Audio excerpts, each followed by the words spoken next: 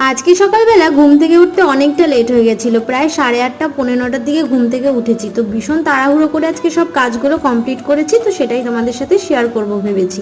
তো ঘুম থেকে উঠেই সবার প্রথমে দরজাটা খুলে বিছনা তুলে নিলাম। এখন ওপরের ঘরটা ঝাড়ু দিতে এসেছি, একেবারে ওপর থেকে ঝাড়ু দিতে দিতে নিচে নামবো।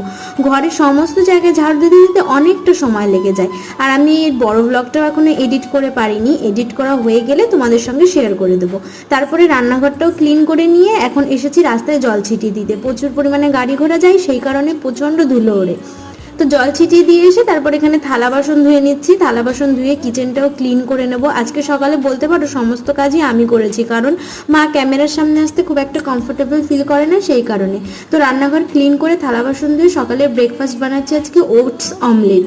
আর রান্নাটা করতে না করতেই জানো তো ভীষণ অন্ধকার হয়ে এসেছিল, আর জোরে জোরে বৃষ্টিও পড়া শুরু হয়ে গেছিলো।